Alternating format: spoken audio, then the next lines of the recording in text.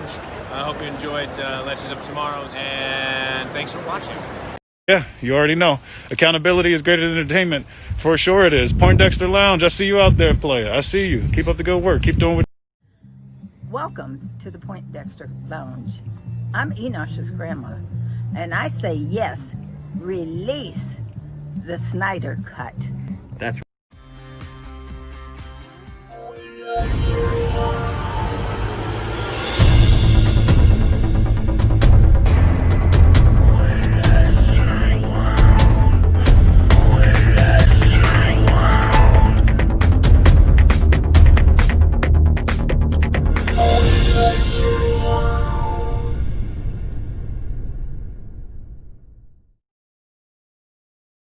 What's up, nerd family? Welcome once again to the Poindexter Lounge. My name is Enosh, aka Enosh Fett, and it is good to have you with me in the lounge today. Now, look, if this is your first time to the lounge, just know that the Poindexter Lounge is a place for nerds. It's a place where you and me and my crew can get together and talk about all the things that we love. Things like TV shows, movies, games, sci-fi, fantasy, comic books, superheroes, villains.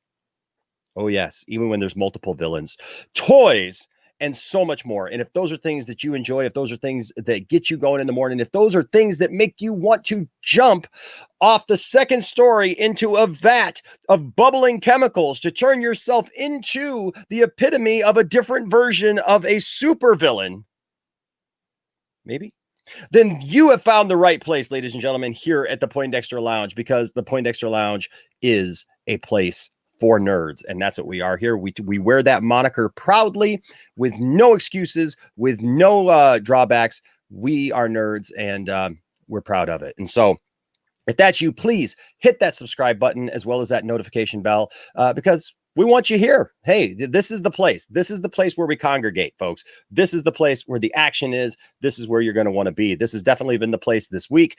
We've had a great week of videos this week and live streams and people here. It's even rumored that Ray Fisher himself might have stopped by. I've got top men on this, and no lie, people kind of took it upon themselves to kind of trace stuff and look at stuff and everything.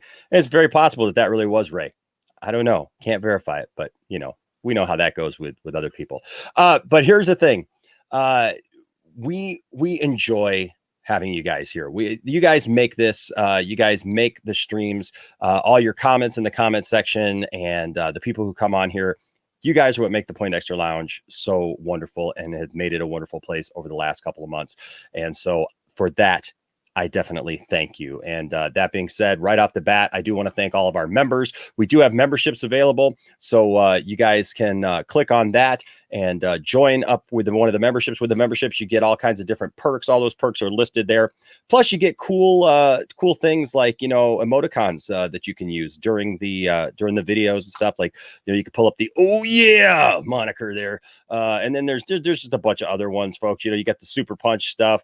You know, you got Landon there, you know, screaming in agreement for something or whatever. You know, it's just all in fun. And so there's a bunch of them. We do have the new one. I stand with Ray Fisher. Accountability is greater than entertainment. So you can get all that. And like I said, thank you to everyone who is a member here at the Poindexter Lounge. Also, thank you to everyone who's a Patreon subscriber.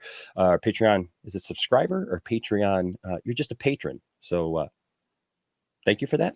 So if you're a patron, thank you guys so much. And also, so many of you guys give in the super chats, and you guys support the channel. And I'm blown away by that. I'm always blown away by that, and thankful for everyone who is a part of the channel. Now, a couple of things before we get started, and I bring in my panel. Don't forget, we continue. We are almost there. We are literally almost there, folks. We are just a few dollars short of putting a brick at the Superman Museum in honor of Zack Snyder and his family. You can find the links to this in our descriptions below. I think I still have to put it in the description of this video, but all of our videos have this. And while we're talking, I will actually put the links down there. But look, what we're doing, pretty simple. The Superman Museum has a walkway with bricks, and it looks kind of like this. And you can customize those bricks, and the people customize them for all kinds of various things and in honor of different people. And we just want to put one there for Zack Snyder because I love what Zack Snyder has done. All of us who support the Snyder Cut and have campaigned for that, I think no better place that Zack Snyder should be memorialized. There is that a word? Memorialized? I don't know. Anyways, you know what I'm saying. And no better place for Zack Snyder to have his name than at the Superman Museum for what he's done. And we're actually talking to some people possibly behind the scenes about maybe making it extra special. And we'll see what we can do about that. More on that later. Stay tuned for that as we actually order the brick and do something there. Also, real quick, November 17th is going to be a big day in the DC universe. So keep your eyes peeled for more information coming November the 17th. But I do encourage you to use the hashtag on all your social media, Us United. Basically, the idea is very, very simple. It's the idea that we're going to stay together as this group of believers, yes, so to speak, in what we fought for. We got the Snyder Cut, but we got to stay together. There's too many little factions now popping up because I think once you get to a certain point, you kind of get bored, and people start kind of going off on their own way. And there's some people who want to be the leader and they want to do this and they want to do that. Look, it's not about that. Look, we joke here because Jody's Corner called me the leader of the Snyder cult, and so we joke about that or whatever. But I'm no leader. I'm just part of the movement, just like you guys. And look, it takes all of us to come together. And so that's what this campaign, hashtag Us United. I don't know if you guys can really read that, but it is on our Twitter feed. I did share it yesterday. This is coming out from some of the wonderful people who have helped organize everything coming together for the Snyder Cut. And so speaking of organizers of the Snyder Cut, you're going to want to be here Monday night at 5 p.m., Monday evening at 5 p.m. For a live stream that we're going to be doing with the Nerd Queens. That's right. The Nerd Queens will be here at the Poindexter Lounge on Monday. And so you're definitely going to want to be here for that. And we just got a lot of great things coming up. I haven't downloaded the video or the picture yet, but as soon as I do, I will talk about this once Dawson comes in. But here's the last one. You guys know we did the Let's Talk Star Wars episode. We did episode 1 last time. This Tuesday night at 8 p.m., we're doing Let's Talk Star Wars episode Dose 2. And so you're going to want to be here for that because we're having a great discussion about Star Wars and it really brings out a lot, and you guys really make that a wonderful thing as well. So that's all. So look, you know what's cool is when you got so much going on at the channel that you got to kind of come up front with all that stuff and be like, hey, here's what we got going on. You're going to want to be a part of it. All right. Now, ladies and gentlemen, I have assembled from the greatest areas of the planet, from all over the planet, ladies and gentlemen, I have assembled a force to be reckoned with, ladies and gentlemen. A group that we haven't had together in quite a while. And there's actually one other guy who's not here, and I really hope that he could join, but hopefully he can join at some point. But you guys know, we kind of started off this whole thing before I met all the you guys are used now to seeing panels and stuff here on the channel. But before I knew all these people, there was the Poindexter Council, and we addressed many different situations, and we did it on Zoom. So it looked like, we were business guys. But now we're here and we got this cool new setup. And so, ladies and gentlemen, first of all, I'd like to welcome back, ladies and gentlemen, you know him, you love him. He's my co-host for our show, 2 Cents on Nonsense, where we tackle all the crazy nonsense that goes on in not just the world of Star Wars. We talk about Star Wars a lot, but not just the world of Star Wars, but basically anytime there's something crazy going on out there, we're going to cover it. Ladies and gentlemen, Mr. Johnny Pop. Here's Johnny. What's up, Johnny? Hello. Hey, I'm just here in the Fortress of Solitude, also known as my basement. So I'm just happy to be here, man. I'm happy to be have the council back together, at least in part, and talk about some comics, man. Absolutely. Absolutely. Well, it's good to have you here. And ladies and gentlemen, a guy that I'm really, really happy has been able to come back and join us because he's got a great just wealth of knowledge about comic books. And I just love talking to him. And that's why he was an original member of the Poindexter Council. And he's still welcome back anytime. But, he had a little baby. And sometimes that, you can't always do all the fun, cool stuff that you want to do, but that's okay because guess what? He's back. Man. That's right. He's back. You guys love him. Mr. Zach Caldwell, welcome back to the council, sir. Hello, everybody. the OG council. The OG That's right. council. That's right. That's right. Back together again. And you know what I love?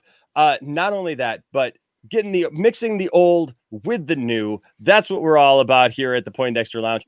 And really, now that I think about it, it's kind of like that anyways, given the fact that me and Dawson are the same person, right? So That's right. So mixing the old with the new still yet. I mean, here we come, ladies and gentlemen. We're gonna make this thing happen. Ladies and gentlemen, Mr.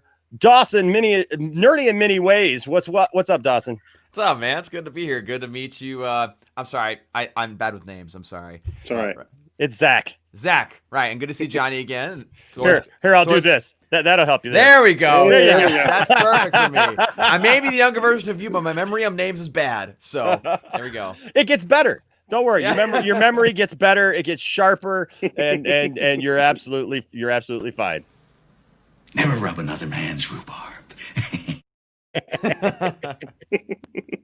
a great segue into what we're talking about today, folks, because today we are jumping into a comic book series that has been, oh my gosh, it's been teased now for so long. When we first heard about it, it was, it blew our minds, the very idea, the very thought of it. And of course, I'm talking about, I love this shirt. I don't know if you guys can see this shirt. I'll have to bring myself up here. I found this shirt and it's like perfect. It's the Laugh Lounge. Ooh, I like that. Nice. I get in again and again at the Laugh Lounge. So it was perfect for me. It's perfect for this show. And so that's right. We're talking about the Three Jokers. Nice. Now, man, before we jump in, I do want to say a shout out to everybody in the chat. Probably not going to go down the entire chat like we do sometimes and say hi to everybody individually, just because you guys are great. But there's just sometimes so many of you. But hello to everyone in the chat, and thank you guys for being here. One thing I do want to do real quick, I do want to do a giveaway, because I said I was going to do the giveaway last night. And that is our monthly giveaway. We do a monthly giveaway for all of our Patreons. Yes, all of our Patreon supporters and all of our members and all of our anybody who gives a super chat at any point in time during the week or whatever. You guys are all put in the running for our monthly giveaway. And so this month's giveaway has been the Matrix trilogy on Blu-ray here. I mean, that's a nerdy thing, isn't it? So and you get the Animatrix as well. And so that is that. And we do have a winner, ladies and gentlemen. And are you ready? Drum roll. Joy to the world. Your winner of this month's giveaway is Ryan Hartwell. Nice. Well, You congratulations, Ryan. Yes, you are this month's winner. I don't know if you're on here, but I will definitely try to hook up with you at some point. And also, Ryan, I owe you what do we call it? An impression.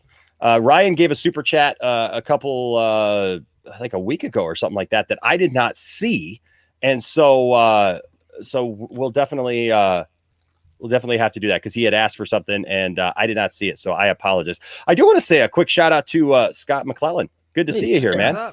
Good to see you, Scott. Good to see you, Scott. Good to have you. Oh, we lost your audio, Enosh. Your audio kicked out. Oh no, I'm running the show now. All right. So how you guys doing today? Welcome to the Poindexter Lounge. Let's talk about why Michael Keaton is the best Batman.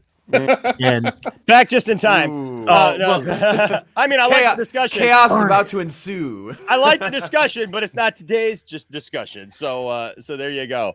But yes, Ryan, thank you for your support, buddy. And so we will also quick shout out to Speedo Kagan for designing our brand new intro that I'm trying to put together. I'm trying to learn Adobe Premiere so that I can actually put the stuff together that he sent me, because he's got some great animations and stuff that he sent me based on this guy's animation or nice pictures of us. So it's going to be good. It's going to be good. Good things here for the Poindexter Lounge in store. All right. So that being said, guess what, folks? You speak his name and he appears. Mr. Jason himself. What's up, Jason? Hey, welcome. What's up? Good to see you. Oh, he's a little frozen. Or I found a place I could sneak away for a few minutes here. Okay. Well, hopefully you don't. Hopefully you're not frozen because you froze up a little bit. But we'll keep you in there. All right, man. So, guys, yes, as we said, 3 Jokers. Just an interesting idea. First of all, yes, we're talking about a Jeff Johns property. I know it's kind of controversial these days, but people aren't necessarily wrong all the time. Right. And you can separate the artist Johns from is a the good art. writer. So Exactly. Oh, exactly. Exactly. So who wants to start us off? Like, what were your initial thoughts when you heard about these 2 Jokers? Zach, you haven't been here in quite a while. What were your initial thoughts when you heard that they were going this way? So this was teased for the first time in a Justice League property way back when Batman asks the Mobius chair the question, "Who is the Joker?" And the answer is there are 3 of them. And that was, that was very, surprising, and it was a weird concept that none of us knew anything about then. I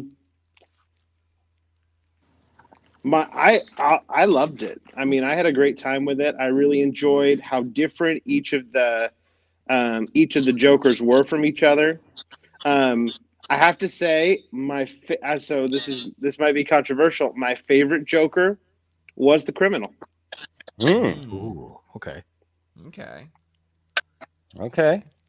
Cool. All right. Hey, you know what? I think everybody's going to have probably a different, I don't know, a different take on who they like better, right? Mm-hmm. And so, yeah, no, that's interesting. Now, I just doesn't know what to say. I'm sorry. No. I'm trying to do something else. I'm trying to do something else at the same time. So let's go to you, Johnny. What were your thoughts when you first saw this? I was intrigued by the title, and I was curious to see if Johns could, kind of live up to what he'd done before, because the guy is a great comic book writer, and it was great. I really loved it. I thought I was really happy, and spoiler alert for anybody that hasn't read it, because I don't think we're gonna hide spoilers here, but that is one thing we should probably say right up front.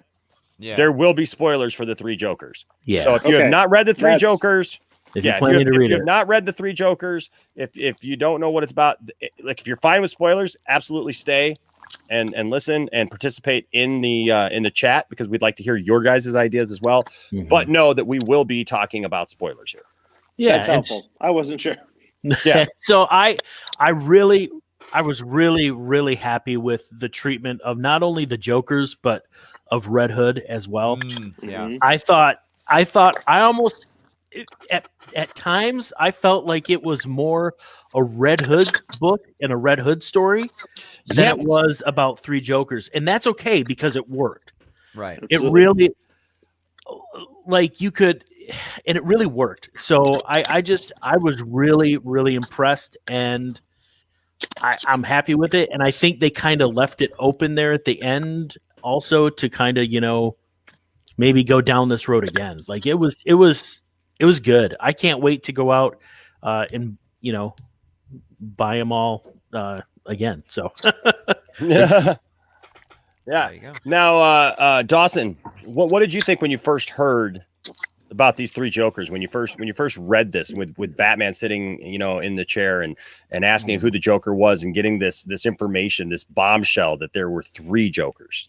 I was very conflicted. I mean, the concept is very interesting, but at the same time, like for decades, Joker's just been one individual for the most part, who causes chaos in Gotham. He's Batman's arch nemesis, and so the idea of having 3 of them was a little bit hard to kind of take in a little bit at first. But after a while, I kind of warmed up to the idea of like, okay, that would kind of make sense with all these different versions, and like the different things they could play around with, and that way you don't have to pick and choose which version of the Joker you want to portray. You can actually have all of them in one kind of world, which I thought was interesting. Yeah.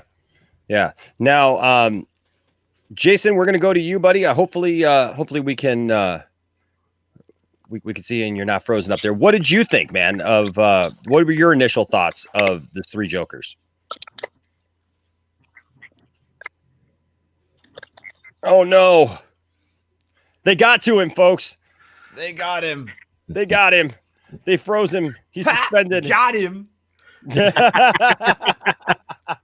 He's suspended. Oh yeah. Oh no. Oh no. Oh no. He snapped it to a Slim Jim, and I don't think He's probably gonna have to refresh and then come yeah, back. we're gonna send you out, and you just come back in, buddy. Mike Zero found him. I don't know how, but they found him. Let's see. I'm just trying to. Max is here. What's up, Max? I saw What's up, Max? Hey. What's up, man? Absolutely. There we go. Okay. Johnny Lawrence. So I'll just give you my impression. I'll be honest with you. When I first heard about this, I thought it was a gimmick. Mhm. I just looked at it as a gimmick. I Yeah. did too. I almost kind of did like one of those little sighs and went, oh, okay, here we go again. DC trying to, Yank our just chain. yank our chain, put something out there that's just going to be, made to sell a few books right off the bat. And, then what is it going to be? In the end, are we going to be any wiser at the end? Are we going to be any more, ahead of the game in the story, the ongoing story of the Batman and the Joker and these characters. And then I read the first one, and getting into that first book, man, I was like, okay, this is not what I expected it to be. This was like you were talking about Red Hood. And I absolutely love the fact that that Jason has been a part of all this. Right. You know what I mean? Like I love the fact that they brought him back, to begin with the Under the Red Hood storyline. I think that's great. And then I thought it was clever. That after what was it, like almost 30 years, that you bring back a character like that. And here's the thing. I love him on Titans. He's perfect on Titans, like the casting and the way that they portray the character on Titans. I don't know if Red Hood on Titans in the next season, in season 3, is going to work yet because of the timeline. It feels like they're rushing that a little bit because he's not supposed to be that yet, but either way, I like the character. I get it. He was whiny. He was annoying, and they wrote him that way. And yep, fans just absolutely said, kill him, get rid of him. They hated him. Oh my gosh. I remember that arc. They hated him. Yeah, they absolutely hated him. And so, but it's okay because now I look at it, and now he's back. And I think that now almost we live in a time where we can appreciate a character like that more, that he's not the goody, Robin character that, everybody, like holy rustling metal Batman. Exactly. So I can appreciate that. And so like when I saw that this was also not just going to be a Joker story or a Batman story, but it was going to be a Jason story. That just pulled me in even more. And for those of you who read it, Jason comes in. Let's talk about Jason in this a little bit. Well, we got, actually, speaking of Jason, we got Jason back. We'll see if we can get him to. He looks like he's frozen again, but we'll see if we can get something out of him, because Jason had some great views and some great points. Yes. So if we can get Jason in, I want to get Jason in. But let's see what we get. Jason, are you there, sir? It's just not working, man. Yeah, it's just not working, bud. I'm so sorry, man. If you get to a place maybe with some better internet, and definitely, man, we definitely want you here. But yeah, let's talk about Jason. in this real quick? So my Yeah. favorite part about Jason in this storyline was actually in the first book. They pulled a Watchman in the scene where both him and Barbara are basically interrogating one of the Jokers, right? And he, of course, shoots and kills one of them. And I love how Barbara like throws the batarang, but she misses, and Jason's like, "Really? You didn't want me to do that? When was the last time you missed?" Ooh. Which is exactly referencing the moment in Watchmen when the comedian kills the Vietnamese girl, and he looks at Dr. Manhattan and says, "You could have made the bullet into smoke, but you didn't." Right. Like, so basically referencing that. And I love that part. Again, it just shows how far Jason Todd has gone as far as how dark he's getting as a character. And I personally love dark characters like that just kind of make those tough decisions. And they're so psychologically interesting. And also the study of Barbara in that moment, where it's like, yeah, he's done all these things to me. So internally, she wanted Jason to do it. But of course, with her moral code, she couldn't justify to herself to not do anything or like not do anything about it. But I just thought that was very intriguing that they did that. Well, in so many ways, Jason ends up being and doing like the things that that the other Bat family members are unwilling to do because they're unwilling to go there. But Jason Todd represents a lot of kind of like what we want Batman to do sometimes. Yeah. You know, that it's like we would be so frustrated. And it's like, just kill the guy, you know? Well, and I think I like how, you know, Red Hood's anger and rage is juxtaposed by Batman's coolness. Like he's like, Bruce, why don't you just kill him? I killed one. Let's just kill these guys, and then we're done with it. And then you finally come to the end of issue 3, and you realize that Bruce knows that one of these Jokers has a family and a child, and he knows that he doesn't want to become the same. He doesn't want to do that to them, like has happened to him, like has happened to Jason, and like keep that circle going. It's like I thought it was just, it's brilliant how the character I thought of Red Hood was used to like play all that. Like he's so central to this story. It's just I don't know. I was blown away. I've read it a couple times now, and I really enjoyed it. And in a way, he keeps Batman, keeps him with perspective. Like he sees what he could be if he let himself go too far. Yes. Like, like I really think like Batman's almost like, okay, I could go down this road, but I see how bad Jason is right now, and I don't want to be that. Right. Exactly. Right. Well, I think it's interesting because I mean, Jason really does. He takes out his Joker. Like, because the comedian. Hold on. No. The comedian is who's left. Yes. Yeah. The clown. Is that what they're calling him? I just blanked on this. The criminal. They're the criminal, the comedian, and the. Why am I blanking on this? Are we all blanking on this? Are we all blanking on this? It's time to go to the chat. Oh my god!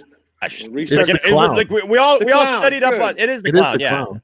Yeah. Okay. Good. It's like you start second guessing yourself there for a second, right? You're just like, wait a second. What am I doing here? Yeah. So I mean, because the clown is the one with the crowbar. The clown is the one in theory that went after Jason. So it's just very interesting to see him, get that ultimate revenge and what that's going to mean for his character long term. Right. Exactly. Yeah. Well, and here's the thing. Like I said, I love the fact that this series is basically another bookend to the Death in the Family storyline. Yeah. Right. And to the Killing Joke. And to the kid. Well, okay, we'll get into that. Yeah. Oh my gosh. So we'll totally get into that. But I mean, a Death in the Family. Look, when I collected Batman, that was, even now going back, like, because I don't have a lot of those books that I had when I was a kid from A Death in the Family and from even A Lonely Place of Dying when they introduced Tim Drake. And so I've been going back and collecting those books. Right. And I know a lot of people, they like to get the collection of books together, like they like to get the graphic novel or whatever. Like I like having the books. I like having the actual comics, and so I've been going back and trying to get some of those. But that storyline, even when they killed Jason Todd, was, man, it was such a great story. And where they took Batman after that. And for everybody who has told me, like, who's watched Batman v Superman, and they're like, oh, Batman would never be that way. Batman's not that way. Batman's in complete control and always had. Look, I get it. That's the Justice League cartoon version of Batman. That he's That's always the movie version of Batman. Yeah, he's always calm and cool and collected, and always has a contingency plan. And yes, Batman always does have a contingency plan. But here's the thing. The Batman that you see in the Justice League cartoons is not how Batman's been written. No. In the comics at all. Because let me put it into perspective for people. Yes. This is a billionaire who suffered the loss of his parents, suffers extreme PTSD, and it dresses up like a bat to fight criminals. He is crazy. He's intelligent, but he's crazy. So he's gonna have these like stories like BVS where he goes too far and goes crazy and gets very brutal. That's just how it is. He's not. Again, when you have PTSD, when you have trauma like that, you're not always calm, cool, and collected. You can be. You want to get nuts? Come on, let's get nuts. There. Yeah. There you go. There you go. Michael freaking Keaton, Point baby. proven. Yep. No, and that's the thing. It's like that's how they've written him. But people don't pick up comic books anymore. Like people don't read comics, and so they come in and they're like, "Well, I mean, I literally saw a tweet from somebody who was talking about their Batman."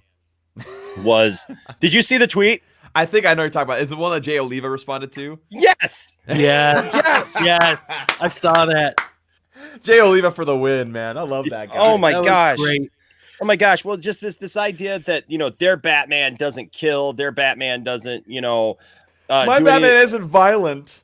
No. My What? Batman- yeah, these thugs are. Were you the one, Dawson, that you were like, okay, yeah, these people are trying to shoot him down, but he's just gonna go ahead and like miss them and like. Oh, that was another person. What I said was like, right, because Batman 1989 didn't have Batman driving the Batmobile into Ace Chemicals and blowing up a bunch of Joker goons. He blew up like 40 dudes in there. And literally every other Batman movie besides Batman and Robin and Batman 1966, like literally every other one kills. Look. No, even Batman 66. Do you remember the episode where all of the goons were dehydrated or whatever? They were rehydrated or whatever, like in the powder. In the powder, right? Them. And he punches them and they turn into powder. And then they blow away in the wind. Yeah, he killed him. He freaking killed him. Listen to me. Adam West, Batman, flat out murdered a bunch of goons. Deal with that reality, okay? I mean, people, but people have stuck in their head the George Clooney smiley one-liner Batman, or they find scenes from animated movies or other points in comics where it's like he says here they can't ever go too far, so that's how it should be for every story. It's like, no, that's that iteration. No, like that's exactly. But there was that whole idea. But here's the thing: is Batman, like you said, Dawson, he's suffering from PSTD, like. PTSD or PTSD, whatever, all those PSTD letters. is a whole other thing. All of those letters. Whoa. He's suffering from all of those letters. But he lost a young man that he put in danger. Yes. Right. He also lost, basically, before that, he lost who was basically his son. Mm-hmm. You know what I mean? In Dick Grayson, right? And you know what? So Darth Tasty is a new member. Darth Tasty. I could have swore Darth Tasty was a member. I thought you were. I thought he was a member. Maybe something happened. Patreon, isn't he? Yeah, he's definitely on the Patreon. I could have swore he was a member, but hey, you know what? If not, obviously he's a member now. Something happened. So welcome, Darth Tasty. Nice. That's right. Welcome. You're the man. Darth Tasty is the man. Thank you. But that's the thing, is like he basically lost a son in Dick Grayson at the time, because Dick Grayson went off, became Nightwing, and did his own thing. Then he brings on Jason Todd, and then he loses Jason Todd to a murderous. Okay, here we go. He upgraded. Nice. Cool. That's cool. Awesome. Thank you, sir. I love Darth Tasty. But yeah, I mean, so he loses basically another son figure, but to death, from a murderous Batman. Or murderous Joker. And that was the whole storyline going forward, was Batman was losing it. Batman was going crazy. He was becoming more brutal. It's exactly what what Alfred tells him in Batman v Superman basically is exactly what Alfred was telling him in those storylines, was like trying to get through to him. It's like, Bruce, you're losing it, man. You've got to calm down. You've got to bring it back in. Need, and like even the idea of Tim Drake saying you need a Robin, you need somebody to chill you out because you're going too far. Yeah. Right. And I love the fact that this story basically gives even more insight into that, because when Jason Todd came back, Jason was ticked. Mm-hmm. He was so ticked. You guys want to talk about that a little bit? I mean, how much was, I mean, when they brought Jason back to life, Jason was ticked that Batman didn't save him. Well, he's also ticked that he was replaced. Yeah, and he's like, yeah, how could you replace me? You didn't save me. You didn't try. I mean, it was great. I mean, it's just, and then to see those emotions come back up in such a brutal manner in these books was just great. I mean, just because yeah, my you know, the last part of that thought is because I think Red Hood has not always been done well. Jason's not always been done well, and this time it worked. You know, and go ahead, Zach. Go ahead, Zach. I'm sorry. I loved at the beginning of the first book that montage that started where you know he comes in and Batman's bleeding, so Alfred's trying to fix him up, and you start seeing it starts out with various villains, and then it moves on to, you know, just all the scars all the outward scars he has from the Joker. Then it cuts to Barbara Gordon and it shows her scars from the Joker. Like it's so interesting to me that not just with Jason, but there are so many emotional, physical. I mean, this character has wreaked havoc on the Bat family forever. And it's just such an interesting place to have these three characters, because you could have put Nightwing in this story. He could have shown up to help, but it wouldn't have meant as much. You could have had Tim Drake show up, or some of the other, you know, extended characters. But the fact that it was small and it was these three characters, you know, three Batman against three Jokers, and really they all had skin in the game is what's really so interesting about this story, and I think what really makes it fun. Yeah, 100%, 100% agree. Although one thing I do want to mention, like we haven't talked about it yet, the art of these books. Like I cannot credit Jason Fabok and Brad Anderson enough for their inking and coloring. Like, oh my gosh, like even just looking at the covers of these things. Yeah, look how beautiful those are. Like the hash markings, the shading, like the coloring, even like the coloring of the hair with like the purple lighting. Like, oh my gosh, as a striving artist myself, reading this book is a big joy, because that's a big thing for me. Like when it comes to comic books, the art either makes it or breaks it for me. Yeah. And like I'm like a lot of people, when Jeff Johns' name was on here, I was just like, I might read it. I might. And that's the art. And I was like, okay, if I'm not gonna support Jeff Johns reading this, I'm gonna support the artists for reading this. Like, goodness gracious. Well, I mean, and they gave him the three Jokers had distinct looks and personalities in their art as well. Like the art is phenomenal. The art's phenomenal. And I love how they have like the multiple different like covers you can have, like Batman or Barbara or Jason Todd.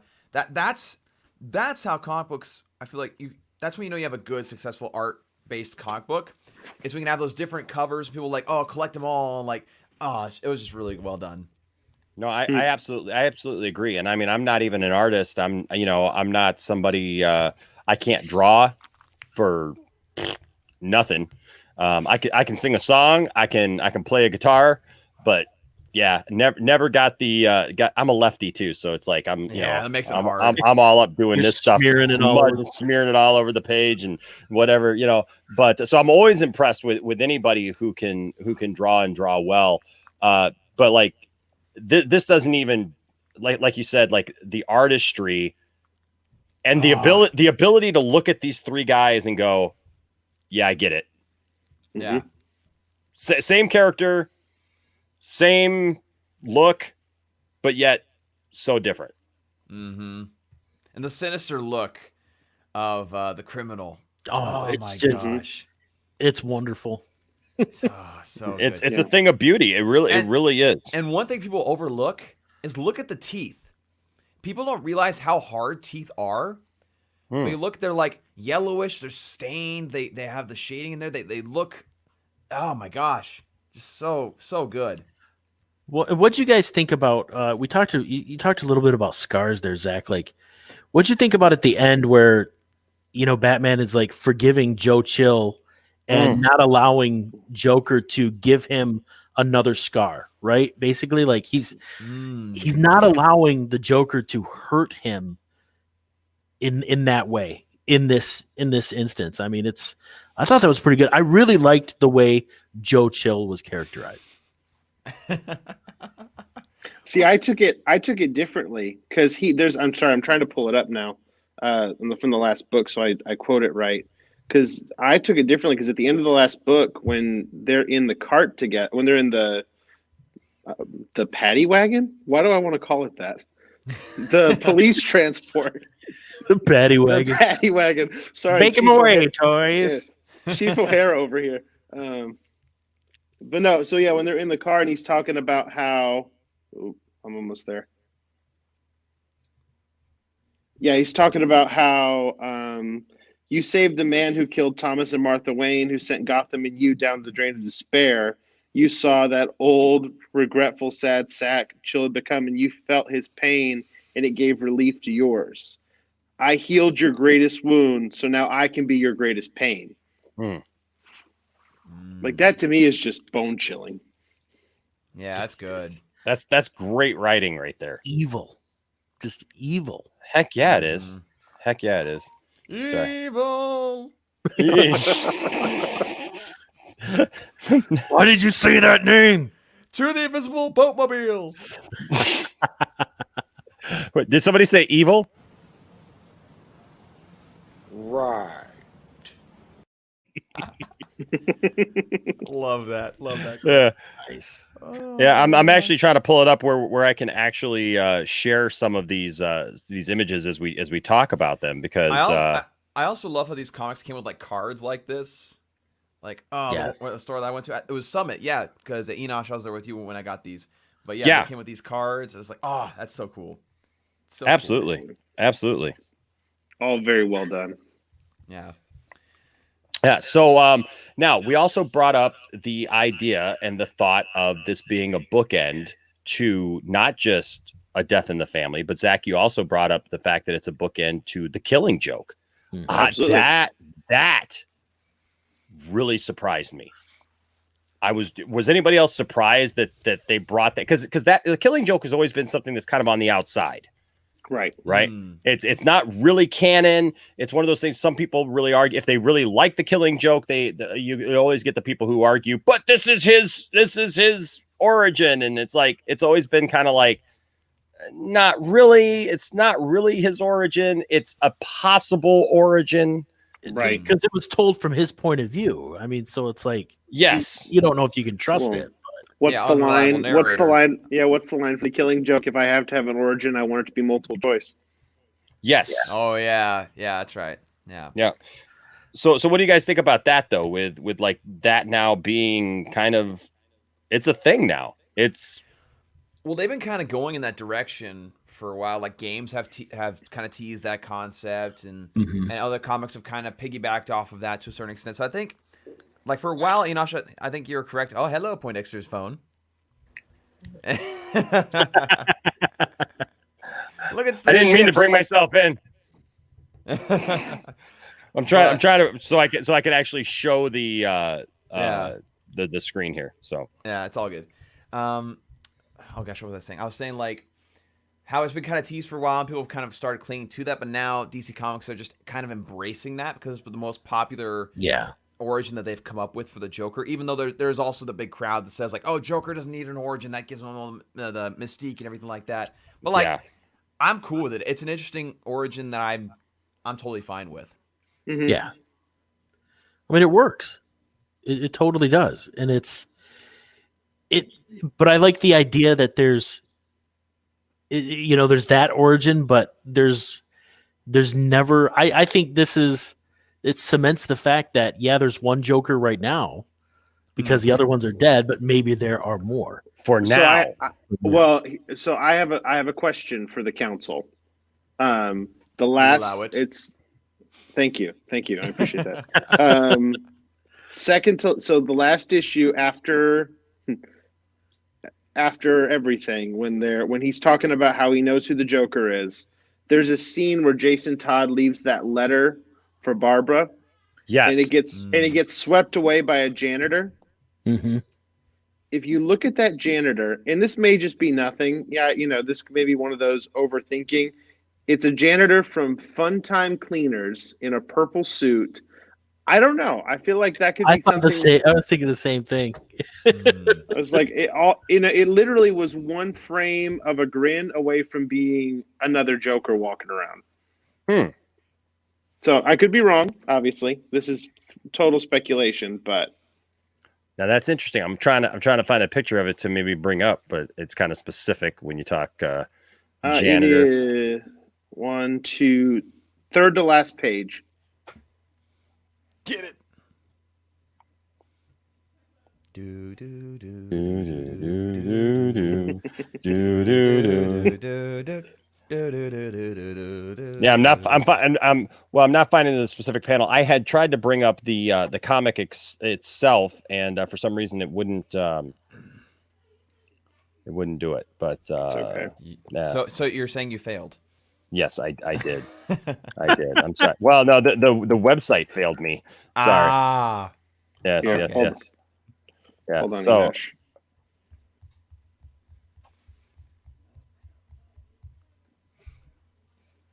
I just sent that to our council group chat. If you want to pull that in. oh yeah. Awesome.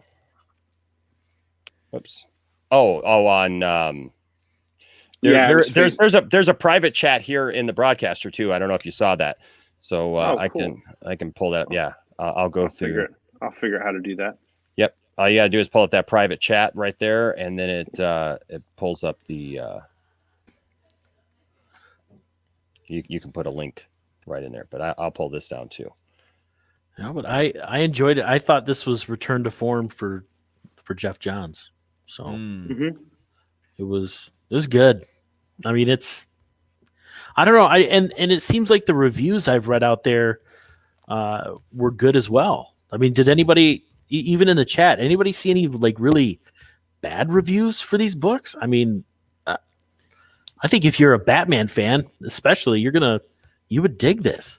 Yeah, no, I agree. I mean, aside from those who refuse to look at anything Jeff Johns just because a lot of things are going on, which again, in a way is understandable, but like at the same time, like even just looking at it from a very, not non-biased, but a very partisan state, it's a great story. Like it's well written, well done, and the art and the story all collaborate together pretty well. Oh yeah, there it is. There it is. That's a really good point. Yeah. Look at that. Huh. I can't get over how good that hatching is in that art. Goodness gracious. I know. What did you guys think about the tease at first of some kind of relationship between Barbara and Jason? I like how Barbara kind of dismissed it as it wasn't really supposed to happen. Right. It was kind of they had so much emotion and they kind of had to let it out somehow. And they were looking for, I think they were just kind of looking for comfort. And right. I think it was, I don't know, almost like it happened because we're both happy to be alive and I'm glad you're okay. Right. And, but he didn't take it that way though. Right. Because if they actually led it down that road of the relationship, that would mean that there's literally a storyline where Barbara ends up with any one of the Robins at one point. She's with Dick Grayson in some, Tim Drake in another, Jason Todd in this one if it went that direction. And when that happened, I was just like, okay, please don't do that. But then Barbara said this was a mistake. I was like, okay, whew, thank you. Yeah, and I think it humanized and I think it helped. I don't know. It just kind of showed that she did not want to get overly emotional, and I think it really, what it really did for me is highlight Jason's need for love and acceptance and forgiveness and comfort. And he doesn't want to be a homicidal, broken person. He wants to love somebody, and he's just, and it kills him, you know? And I think I thought it was good. I mean, it's. Yeah, it makes sense. Yeah. That's a really good point. That's a really good point. With after all he's been through, right? That he still wants some kind of normalcy. Yeah. Right. Yeah. When I first saw it, I thought, oh man, this is a CW moment.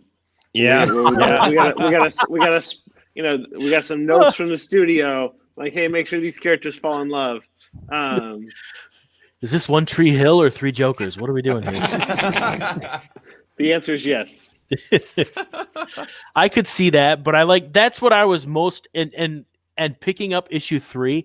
That's the one thing I wanted to see was, okay, how are they going to address this? Right. Yeah. Exactly. Yeah. Yeah. No, I was glad because like you guys, when I first read this, I was like, oh, come on. Like now we've written stories now, like you said, so Barbara has literally gotten it on with pretty much every Robin. And then if you read, and I know it's so controversial, and I actually picked up a copy for a giveaway, and then after I bought it, I thought, I don't know if we can give this away because I don't know how people feel about the Killing Joke, the cartoon anymore. But in the Killing Joke cartoon, that's like what, like people's, all the Robins and Batman, and Batman now. Barbara's a faux show. But that's also a Bruce Timm thing though, because in Batman Beyond, that's definitely talked through that they were in a relationship. Yeah, so you got to kind of feel bad for Barbara's character. I mean, I know it's just a written character, but my goodness, like, do we really have that much of a lack of females in this universe that we've got to literally put Batgirl with everybody at some point, every male character? I mean, what is she going to date Alfred at some point? Like what the heck? I mean, you're not wrong, you know. You read their minds. Alfred comes in and goes somewhere. Jeff Johns is like, What? What an awesome idea! Yes. What is that from? Where there's some movie or something like that where it's like they give a crazy idea and somebody's just like, oh, yes, we had. It's South Park. It's the episode where they're going off about George Lucas and Steven Spielberg when they change The Empire Strikes Back and the kids are all ticked off and they're like, what are you going to do next? Change Raiders of the Lost Ark? And they're like, yeah, he's like, that's a great idea. That's a great idea. We'll change Raiders of the Lost Ark. So that's just kind of how I feel about some of this. It's just, but I was glad that she pushed back. But to be honest, they kind of teased it at the end though with that letter being dropped and not seen. Yeah. There may still be something there. Right. There, just because, that's gone, there may still be something there eventually because the letter didn't get found now, but usually that's how those things go. Right. Is that you got to create that drama, for now they'll be together and Jason will forever think that she rejected him and just didn't want to be with him. Right. And then at some point they'll have a conversation. Right. And, fall madly in love. But I mean, if it's in Jason Todd time, it'll be like 30 years from now. Yes. And they'll still be perpetually like 28 years old. Right. Well, that's the beauty of comic books, though. We can make these characters as old or as young as we want to. So exactly. I mean, you can have stories like Dark Knight Master Race where Batman's really old and all of a sudden he gets put in Lazarus Pit and he's a young Batman again. You can have stuff like that. That happens. Yes. Absolutely. Now, so we got that. We've talked about that, but let's talk about the Joe Chill angle. A lot gets there's a lot of bookends here in this story, isn't there? Like not just with the Joker, not just with Jason Todd, not just with Batman, but like now the Joe Chill storyline basically has been kind of brought full circle. as well. What are you guys' thoughts on the Joe Chill angle? Has he always? I don't remember him being written this way. Like, you know what I mean? Of being this frail, dying, broken man. I mean, and just I don't know. Like it was. If to me, it felt like because when I saw where it was going, I'm like, oh, more Joe Chill. What's going to happen here? Like, how are they going to work this into this? And then it was like, oh. I thought they handled it well. It was interesting. I liked the way he was portrayed. She has a Robin fetish. She has a Robin fetish. Well, who doesn't? Aaron, who doesn't, right? You know? Yikes.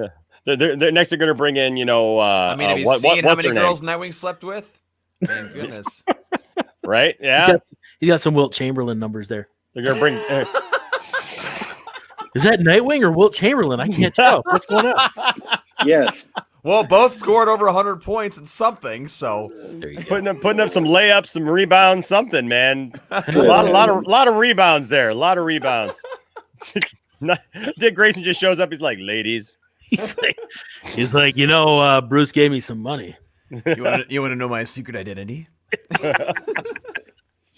Oh my gosh. Maybe he did learn something from Bruce. Yeah. You got the Playboy down, right? You got the Playboy down. Yeah. Exactly. Well, the next one will be, as they bring in what's her name? Is it Katie Kelly? Carrie Kelly. Carrie Kelly, sorry. Kelly, yeah. Carrie bringing Carrie Kelly next, right? Get the full on Robin thing going on there. But yeah, no, I there's fan fiction out there that makes Carrie Kelly and old Batman a couple. Really? Yeah. Yeah. Not into it. No. Well, they can double date with Alfred and Batgirl and Barbara. All right. Anyway, they have something in common. The three Jokers. The three Jokers follow up is called the Two Couples. So it's like it's perfect. No, but speaking of Zach, look at Zach trying to get it back. I'm trying. It's not gonna happen. Oh, Barbara. Yeah, Joe Chill. Yeah, I really liked, him with his when Batman talking to his counselor, to Chill's counselor, and with all of the, the letters he had written to Bruce over the years, trying to apologize and trying to, so really you see him. To me, it's a great ending to the Joe Chill character because it's this story of redemption, even for the perpetual original bad guy in Batman. Mm-hmm. Yeah, the guy who started the whole thing. Did you guys like the fact that Joe knew that was Batman? I don't think he did. You don't think he did? No, I don't. The first read through, I did, and then when I went back, I realized that he was writing letters to Bruce that had nothing to do with Batman, which I think makes it more. I thought that there was like a note though about something. The note that says Batman is from the Jokers. Oh, okay.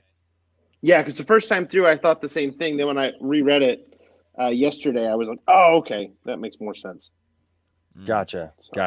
See, I like that better because like Joe Chill, he's just a criminal. Like, how would he be able to decipher that Bruce Wayne is Batman? Right. Like that would make him like a super like intelligent character, which. Let's just be honest, Joe Chill's never been portrayed in that way. Mm-hmm. Right. Well, and especially, he gets the story of redemption now, but especially, if you're a young prisoner if you're in prison, you're young and you figure out who Batman is, you're going to tell somebody to try to get, treatment. Exactly. My feeling was though, that if he didn't know, that it wasn't until much later. You know what I mean? That maybe he put those things together because of what he had done to Bruce, and then the rise of Batman later. That was kind of where I was putting it together. But yeah, I mean, I'll have to go back. I'll have to go back and look at that again because that was my first impression, was that Joe Chill had somehow knew that he was Batman, that he had basically created Batman. Right. And having that knowledge. But I thought it was interesting with Joe Chill because what does that do to Batman? Right? Like to know that the guy who killed your parents, I mean, that's like you said, it's what fueled him. You know, that's what gave him that desire to dress up like a bat and go beat up on people, was the idea that his parents were killed, that, you know, that this thug killed them. And he's always known that. And he's always kind of had to hold back on that. And like you said, with the whole redemption arc, like, so I'll just say, like, as a person of faith, that was really, I thought it was a really cool aspect to that. That Absolutely. It's like even the people that you think have gone too far, have done too much, have done whatever, like that there is a redemption for people who want To it. quote a certain pop culture character, no one's ever really gone. Hey. Aaron Entertainment here says Joker helped Bruce get peace and forgive Chill so that he could be his greatest pain. That was my next point to that, is that's what the Joker says. It's basically, hey, I helped you get over your greatest pain. Now I'm your greatest pain. Right. Because the Joker wants to be everything to Bruce. Yeah. It shows how greedy he is. Like, I see you have another person who's caused you so much pain over the years and really forms who you are. Let me be that person. I want to be the center of your attention. Well, did anybody else get Lego Batman vibes from that part where he's like, Joker's like, I want to be your everything, Batman. I want to be all of it. No, I don't want to do that. Yeah.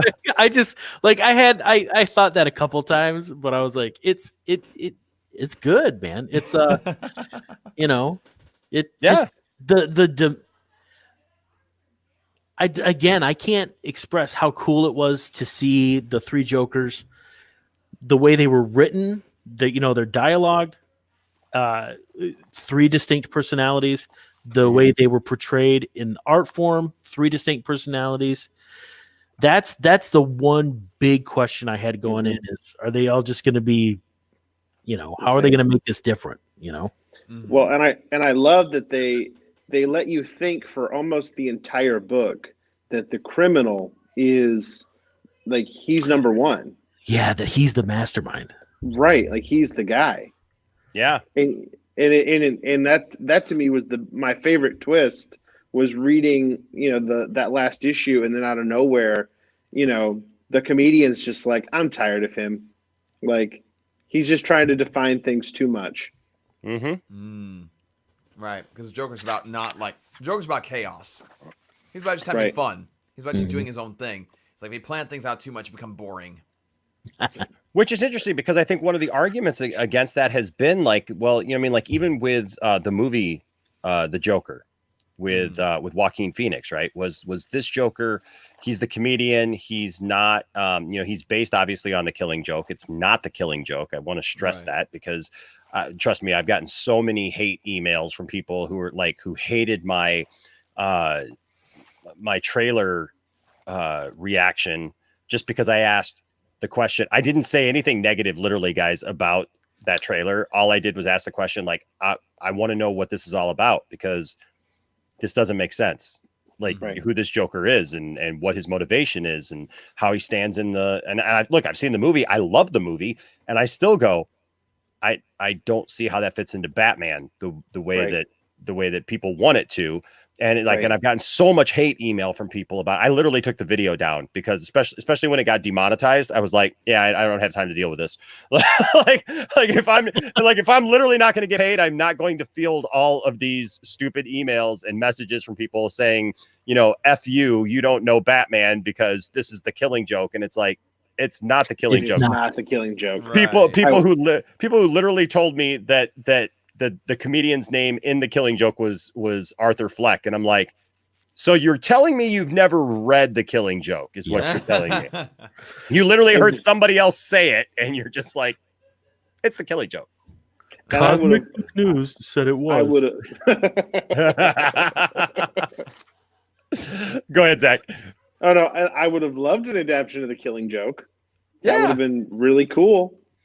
So, yeah, it's based on. Absolutely. There's some pieces that are based on, but one of my even arguments about this Joker in that world was that, okay, he's the comedian, he's not the mastermind, he's not the guy that you could see pulling off some of the things that the Joker pulls off. So actually, as I was reading that, I was thinking of the Joker movie, because I was thinking, well, dang, they're basically saying that this comedian guy, the comedian Joker, was the mastermind behind this, more so than the criminal, more so than the clown. Right. He was the mastermind behind the whole thing, which really makes you think, well, then he's the original Joker. Even though they don't come out and say he's they kind of still leave it up in the air. Like, is it the original Joker? Is it not the original Joker? I mean, he's still got the backstory because Bruce goes back and visits the family. Right. You know, up in, was it in Canada or Alaska or something like that? Was that where it was?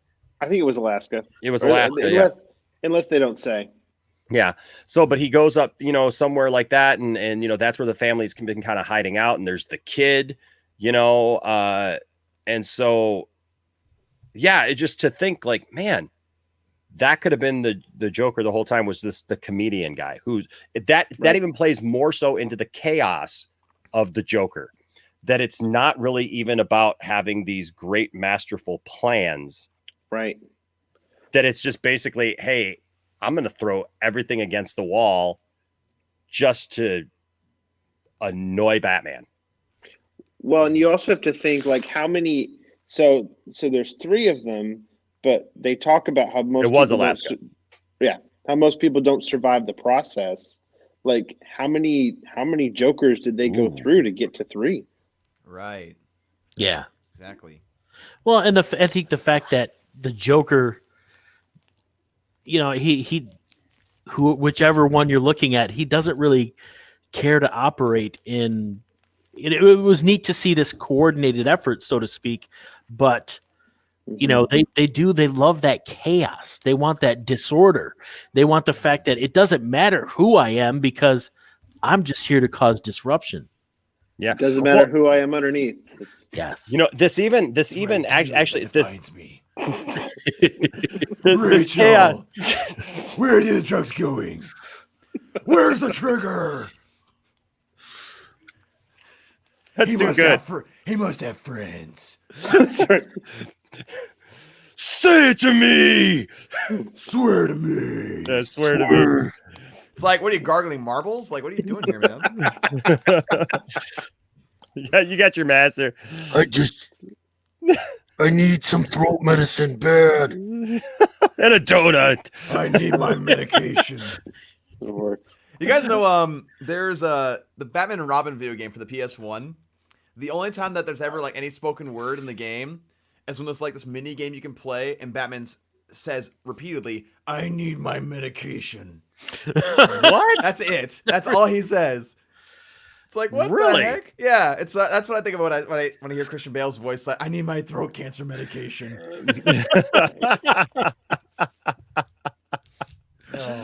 But you know, actually, what this did for me actually was it made more sense to me now, even something that Harley Quinn says, I believe in the cartoon, and she may have actually said it as well in the Birds of Prey movie, but she alludes to the idea that like she came up with some of Joker's like biggest schemes, biggest plans, right?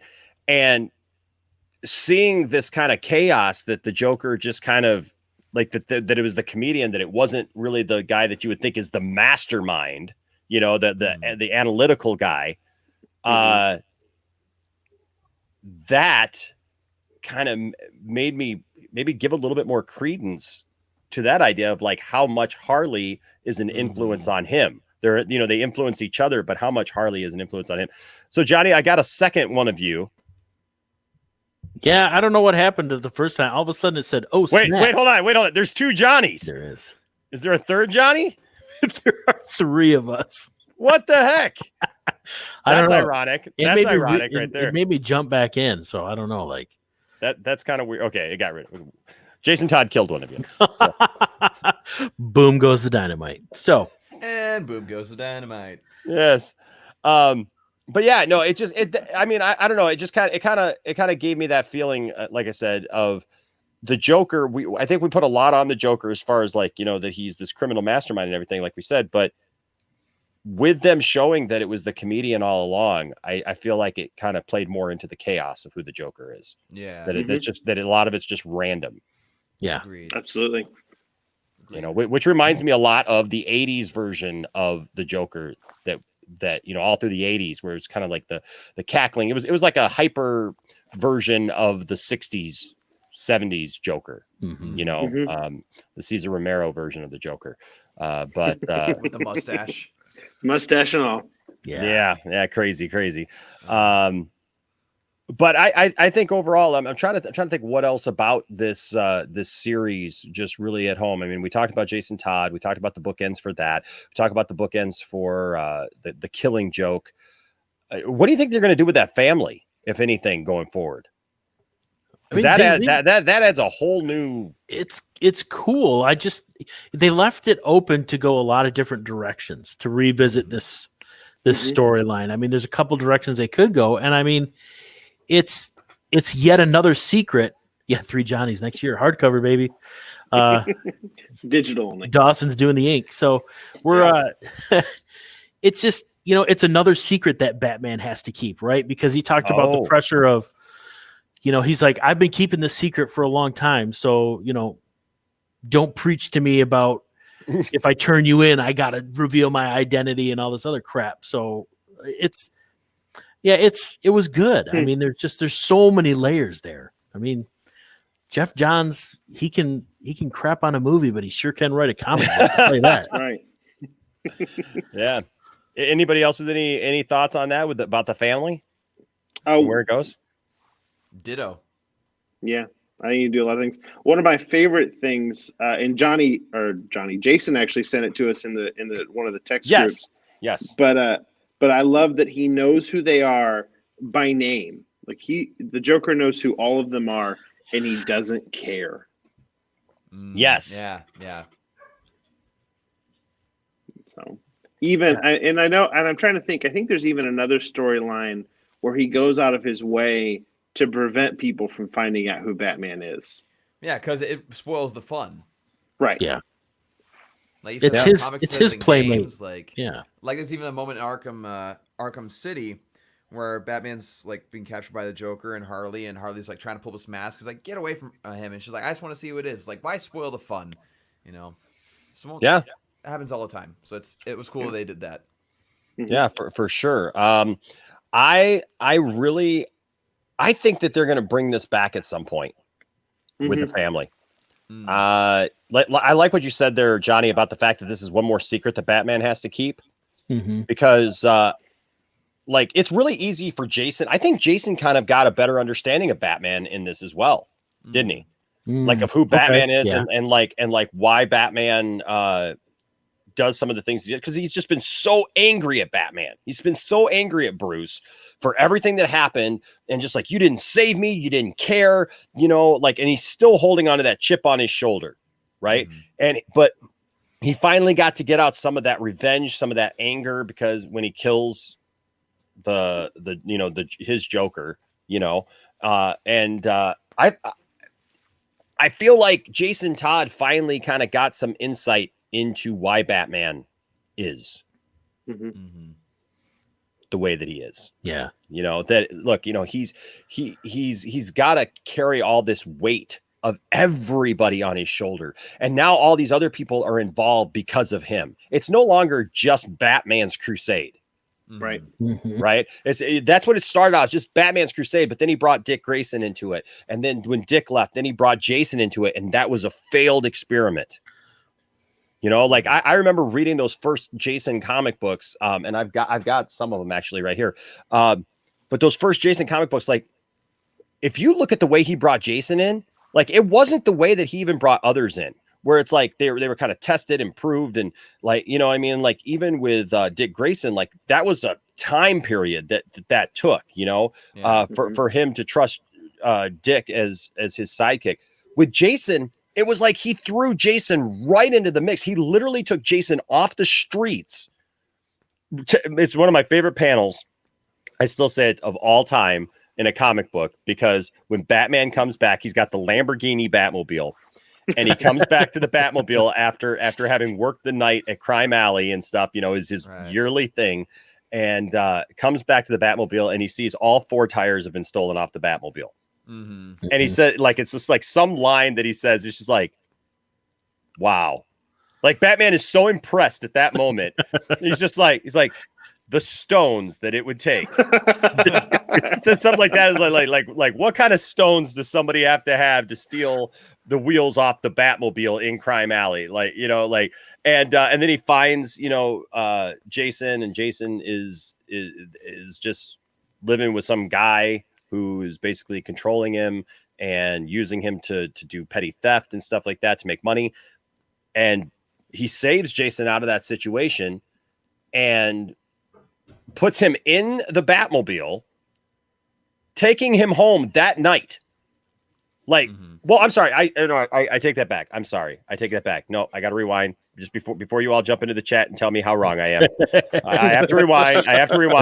He does take him to an orphanage first. It all happens very quickly though. He takes him to an orphanage though that is being run by, of course, an old lady who has a gang of kids that they're all doing, they're all stealing and stuff like that. And Batman has to break up that thing. But then literally Batman takes him home. I mean, it all happens just boom, boom, boom, boom, boom. It's all within the space of a couple of issues, And so then he takes him home, puts him in the seat there with him in the Batmobile, and calls him Robin.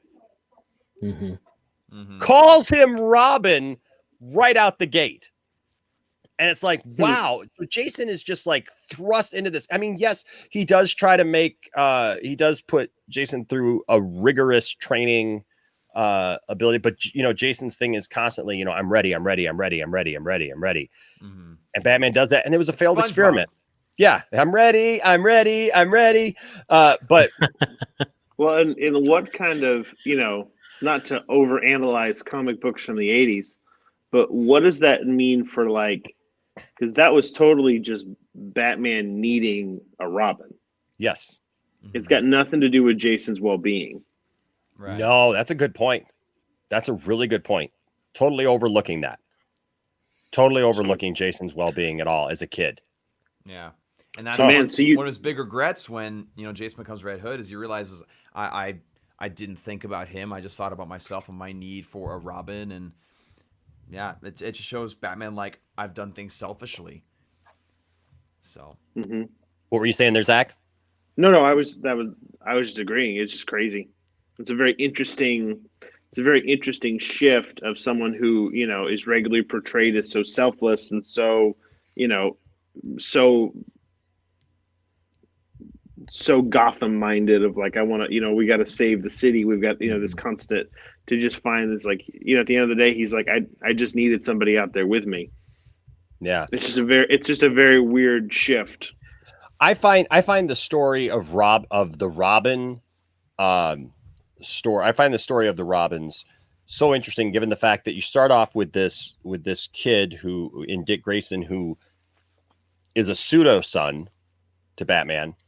You move on to basically another kid who is kind of a wannabe son because he wants really bad for basically Bruce to be like that dad to him. He desires that kind of relationship with Bruce. Like, even when he comes back, he's so upset because he doesn't feel that Bruce had the same connection with him that he had with Bruce. Mm-hmm. Right? Like, why didn't you come save me? Why didn't you put me first? Why did you allow the Joker to do this to me? Right? And so he takes that all personally. And then you have Tim Drake, which was kind of like in and out, right? Yeah. Like he's there, but like it was never really his gig. You know what I mean? I love Tim Drake. I love the revamp of the character when they brought in Tim Drake, as far as like the costuming and all of that stuff, because I really felt that it was a great upgrade for the Robin character. He's no longer running around in a little, whatever that outfit like is, Peter Pan. Yeah, less leotard, more leather. Yeah, it just that. Oh my gosh, pants. Thank you, pants. Like pants are the word you were looking for. Yeah. I've often joked like Not a skort. I've often joked that like if Batman's costume and persona was supposed to strike fear and terror into the hearts of criminals, what was Robin's for? To make them laugh long enough for Batman to kick the crap out of them? Well, that's the thing. Like, how long did Robin run around with bare arms and bare legs? And sometimes, yes. like, and how many times did he get shot? Dick Grayson got shot. Jason got shot. Like everybody, all these Robins were getting shot. At some point, you'd go, maybe put some armor on the kid. Yeah, like teach the kid to block a bullet. You know, come on. Just little less bare flesh there, maybe Batman. You know. Teach him to catch bullets with his teeth. That'll work. I'm just saying. Yeah, I mean, like short little sleeves there, and no pants. Like I understand needing to like move as far as like a gymnast for like Dick Grayson's perspective is concerned. Like I get that, but at the same time, like he's fighting criminals who shoot people, who like explosions everywhere, like knives, like I don't know. I can just see Batman, Bruce going, man, my body armor really helped me with that shrapnel. And then there's poor Robin going, my arms are shredded. You know, like help me. To death. They go into a paper factory and like Robin dies of paper cuts. Exactly. Like scars all over. Batman's got his scars and everything, you know, like we were talking about earlier. I got branded right here and stabbed right here. It's like this is an invitation to a wedding, I think. Yeah, because we got this picture from Three Jokers, pulling up here. Like you're talking about all the scars and what a great segue that was. He just fell into a box of envelopes. Is what he did. Robin falls.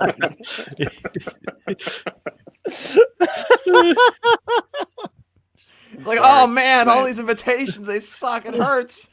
Crazy Quilt. He threw a box of paper at me and it hurt. Oh.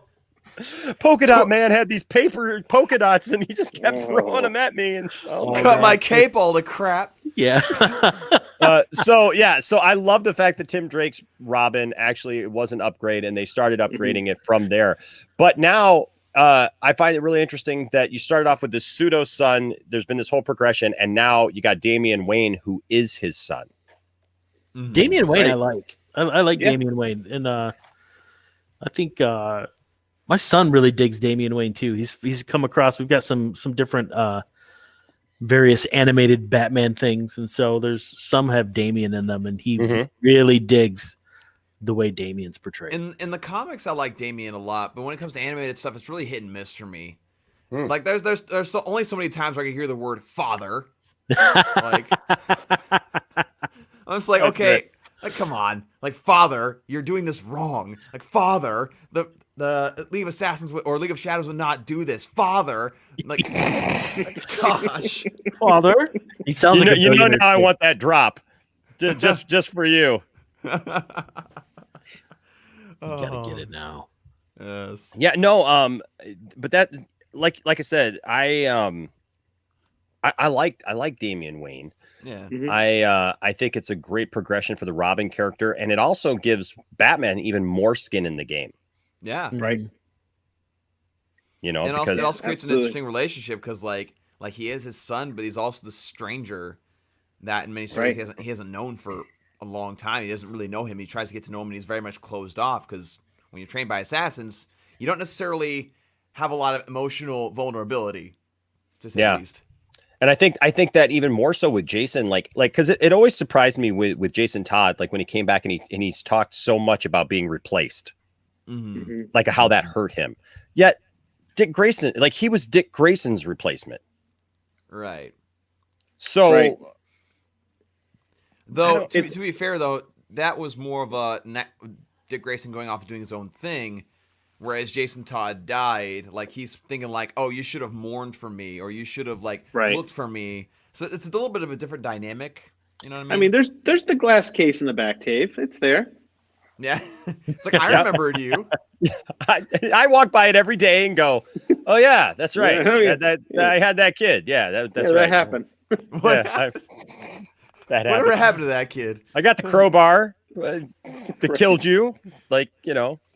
I collected everything. I'm your biggest fan. I got a Robin collection right here. Oh my gosh. That's dark. That's real dark. Barcelona likes it. Going a new direction. But I liked this story with the three Jokers because to me it was more a story about Jason than anything else, and I was not expecting that. Like I don't think most people were expecting that with this book at all. Because really this book didn't. These three books, I should say, this story. Yes, there were three Jokers. Yes, there was a storyline about, I guess, three Jokers, but we didn't really get like a big reveal of like, oh, there's been three Jokers this whole time. Some cosmic reason, like we were kind of led to believe with the Morbius, or seeing like, while this Joker was doing this one was here, and this one was here, and it's like you didn't see that kind of stuff because you didn't need to. Right. I mean, this they alluded to it. They did allude to that because there were three Jokers, they were doing things, but we didn't really get a timeline. No. Of how long there were three Jokers. Because that's not important, though, right? Because the important part is that they're out there. But I need to know. I know, right?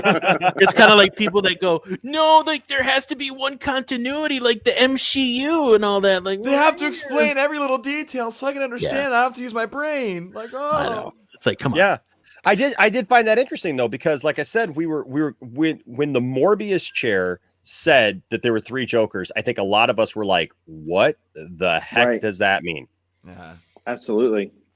Yeah. Right. Like Zach, you and I talked about this when I first discovered you were a comic book, guy, like I'll never forget that day you came into my office, man. And we're sitting there talking, like all of a sudden you just start talking nerd stuff with me. And I'm like, dude, you got to come on the channel, man. Come on. We got to talk about this stuff. I had no idea. But you and I talked about that. Like, yeah. This bigger idea that there's three Jokers. What the heck does that mean? Right. Was that an Apocalypse War or Dark Side War, or what was that in? I can't remember now. Because that was a few years ago, wasn't it? Yeah. Yeah. It's been like, what, 3 or 4 years? Yeah. It was a Justice League run. I think it was Apocalypse War because they all end up with apocalyptic tech. That's kind of the end of it. And he ends up with the chair. But only has it for a little while because he keeps showing up. Like one of my favorite frames, I think he shows up as Gordon's getting ready to turn the signal on, and Jim's like, "Oh, I didn't turn the signal on yet." He's like, "You don't have to anymore. I know when you yes. It was after the events of the Dark Side War. Okay. Yeah. Yep. This is the chair. It was created by Morbius, also known as the Anti-Monitor, to assist in his quest for knowledge. He later gave it to Metron and was taken from him by Batman after the events of Dark Side War. So, yeah, no. That's a dangerous guy to have a chair like that, Batman. Yeah, man. Heck yeah. Oh, you know what? I found that image, Zach. That's a great image. I want to show it to everybody if you guys haven't seen this image because it is a really cool image here. If I'll pull it up, yeah, because to give Batman that kind of knowledge is insane. Oh yeah. Oh, he turns on the signal. I'm sorry. We don't need it. Yes. Why did you turn on the signal? It's a relic of the past. We don't need it anymore. Can we jump on Cameo to just get Kevin Conroy to say that for us? Oh man. Oh yes.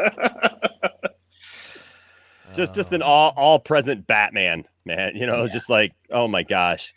But like you said, like so this idea of these three Jokers was just presented in such a way where we were like, what the heck does this mean? Is there a cosmic meaning behind it? Was there always three Jokers?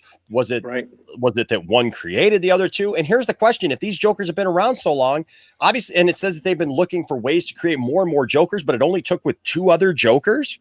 Right. Like they had a whole army of people, but they were kind of mindless zombie Jokers. Well, and I think it's one of the things that they go nuts and it works until they just all burn out. Yeah. It's just so strange. It really is. And like I said, for it to come down to this story, and really, it was never really about kind of the fact that there were three Jokers. Mhm. It was more about Batman. It was more about the Batman family. It was more about Jason Todd, like we said, about Batman's history with Joe Chill. And by the way, there were these things with the three Jokers. Like there were these there were these two other Jokers, and they kind of did this thing. And by the way, Joker had this whole weird plan this whole time that he wanted to heal Batman. Like and they have this really nice cabin out in the woods that they Airbnb on the weekends when they're out. Right? Like, well, you know what would have been interesting is if they'd actually turned Joe Chill into a Joker, and then Joker would have looked at him and just been like, Tell me something, my friend. You ever danced with the devil in the pale moonlight? What? I always ask that of all my prey. I just like the sound of it.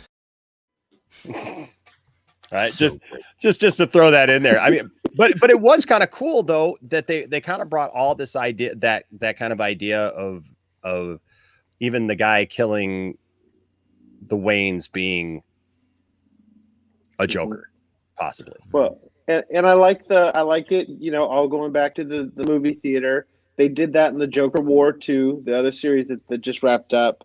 I like, I kind of like it going back to where it starts. To me, that's an interesting, that's interesting for the story. Mm-hmm.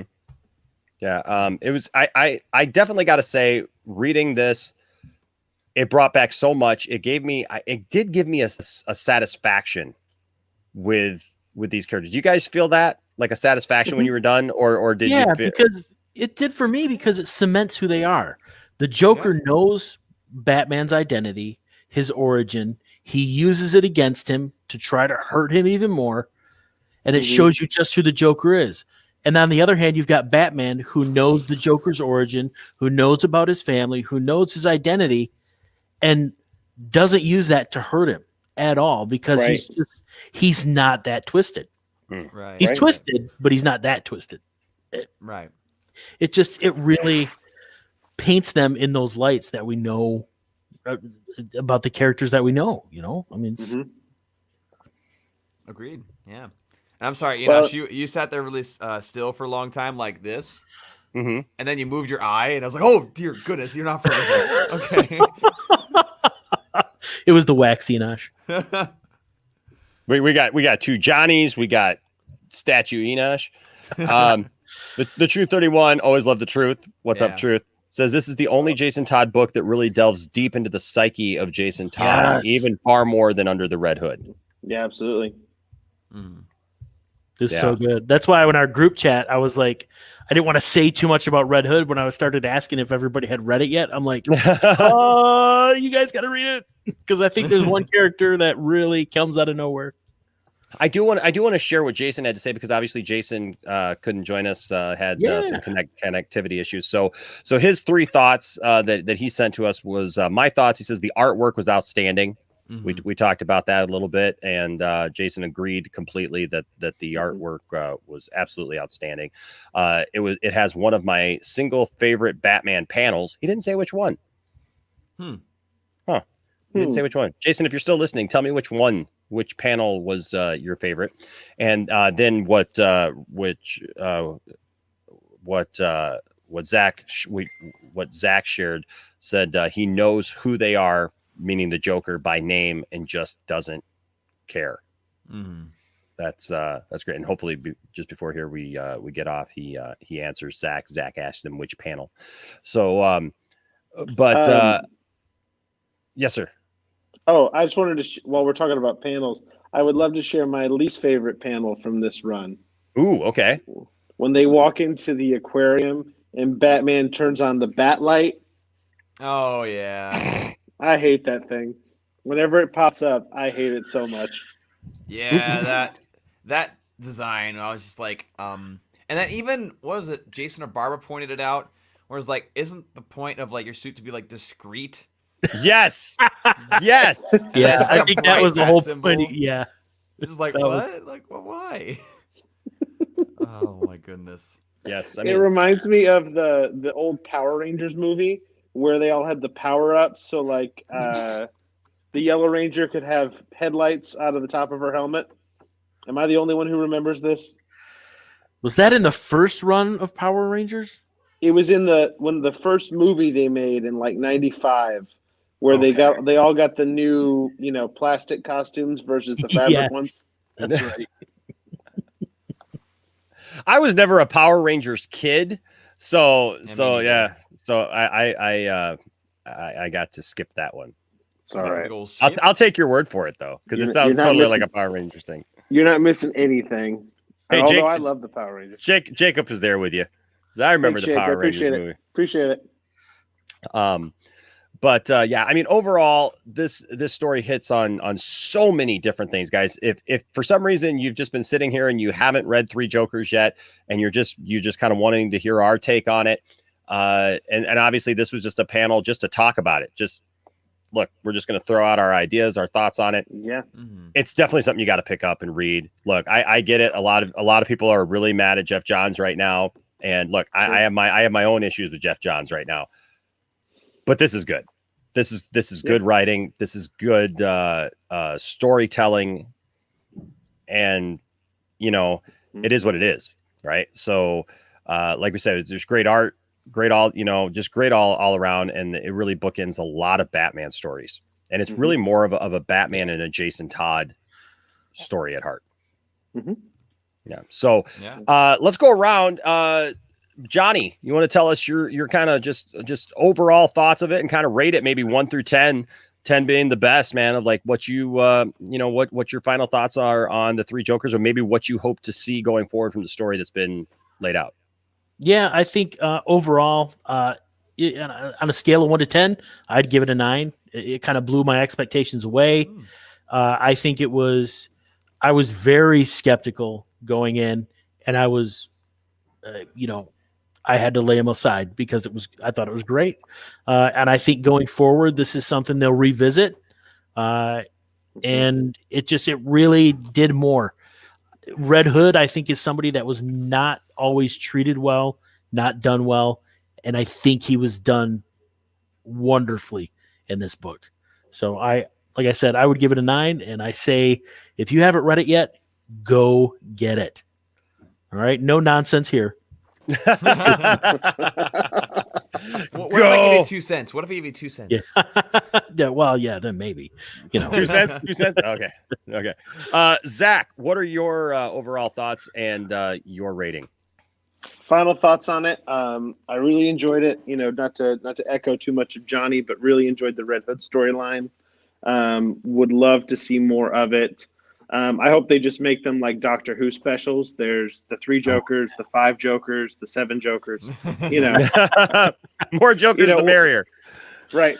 I think I did really appreciate that it really put a bow on a lot of stories that a lot of us love that are kind of purposely left open. So it kind of brings all those stories together and makes them a nice, this is a nice way to say, if you've read the last 2 decades of comics and you like all these stories, obviously Killing Joke is older than that, but we're not older than that.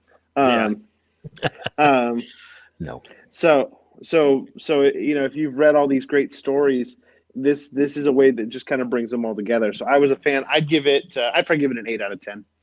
Oh, cool. Okay. And Dawson, Yeah, your final thoughts here, sir.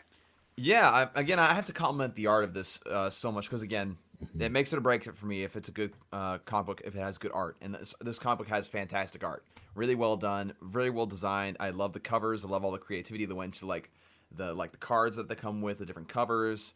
The story was pretty good. Again, not to too much echo everything. Red Hood's great. I love Batman's how Batman is drawn in this story and how he's presented, except for, of course, the light on his chest.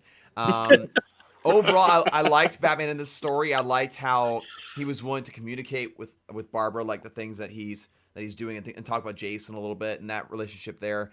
I liked the Jokers overall and the kind of different sides that they represented that we've seen all throughout comic books. And as far as my rating, I didn't really expect too much from this, actually. In fact, I was expecting it to kind of be a flop. Because, again, kind of what you said, Enosh, I was expecting it to be kind of a gimmick thing. Yeah. Yeah. But I'd give it about 7 or 8 out of 10. It wasn't perfect, but like it was pretty good. Like I definitely recommend it for anyone out there who's into comic books and into the Joker. I definitely recommend reading it. Yeah, good stuff. Good stuff. I echo pretty much what you guys have said, which I think is a good sign for the book. Right. I mean, when we're all saying the same things, we got different ages here. We got different points of view on Batman. And I think that when you look at that and you say, this was a good story, this story made sense. Anytime I read a story in the comics and it's done, I always want to look back and go, okay, did it change the vernacular at all?